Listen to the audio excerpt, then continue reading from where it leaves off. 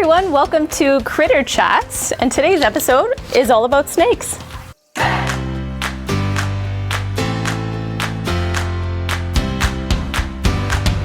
So snakes are really neat, and they are reptiles, and reptiles have a couple of different characteristics about them. First of all, they're cold-blooded, so you can see that my friend Corny here is wrapping around me because they get their heat from the environment. So if you look on top of their cages, you can see we've got these heat lamps here to keep them nice and warm.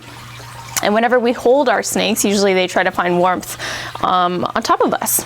Another really cool thing about snakes is that they shed their skin. So they shed it in one entire piece from head to tail. And lots of people think humans don't shed their skin, but we do. We do it in tiny little flakes. So if you've ever had a sunburn or if you've ever cleaned dust around your house, most of that is dead skin cells off your body. But I can actually tell that Corny is about to shed because she's almost got kind of a milky appearance to her scales right now. So usually she's a lot more vibrant and bright, but right now, if you look, it's almost underneath, it's pretty milky, almost as though there's a filter over her skin right now, and there's a couple of little parts of her that are raising up.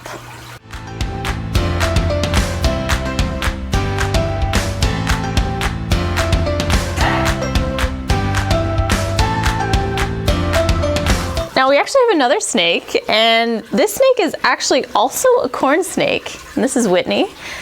But you'll notice that this corn snake is a little bit different than the last one because she appears to be all white. And that's because Whitney is albino.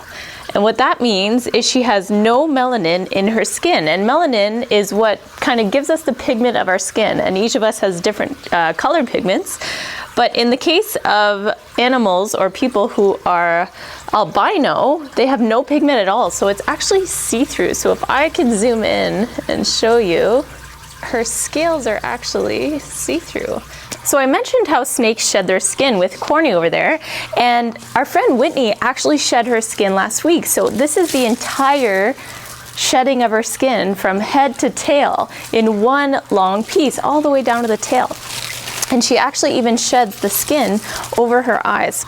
So we can see here the two clear circles where Whitney's eyes are, and this is where she shed the skin right over that area of her body. So you'll notice that Whitney is constantly sticking her tongue out, and that's because snakes use their tongues to smell.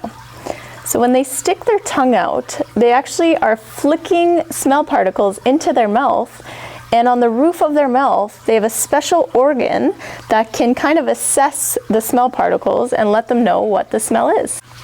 Now, our two snakes aren't actually from Northern Ontario, where we're from. They're found more in southern states. So if you went to Florida on vacation, you might have seen a corn snake around that area. Now, they're called corn snakes because if you take a really close look at their scales, they almost look like corn kernels. So if you look really closely at Corny, you'll notice that she doesn't have any external ears or any holes in her head. But snakes actually have an internal ear, and they're really good at picking up vibrations. So they can use their jawbone in order to feel vibrations of things around them, and that lets them figure out what the sound is. That Corny is constantly wrapping herself around me, and that's because snakes have really strong muscles that they use to contract, not only to hold on to things like myself or branches, but in order to contract around the prey. So they might attack a prey, contract around it to kind of suffocate it, and then they eat it. Now I've actually got to feed Corny today. Does anyone have any idea of what a snake would eat? Answer in the poll right now.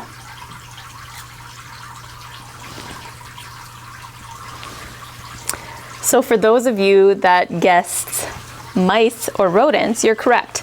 So most snakes are carnivores, meaning that they only eat meat, and Whitney here is no exception, so I'm actually going to feed her a mouse. So fair warning to anyone who might not like snakes or might not want to see anything graphic, I am about to show you some footage of me feeding Whitney a mouse. We pre-measure our mice out to ensure that our snakes are getting about 8% of their body weight in food. Here, you can see that Whitney's actually dislocating her jaw in order to fit that big mouse inside of her mouth.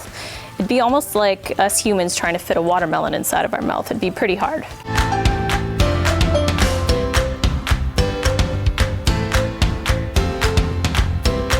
Now you can see Whitney's actually using that muscle contraction inside of her body in order to push that mouse down her body so that she can digest it. And that's today's episode all about snakes. If you have any questions, leave them in the comments below and I'll be sure to answer them. See you next time.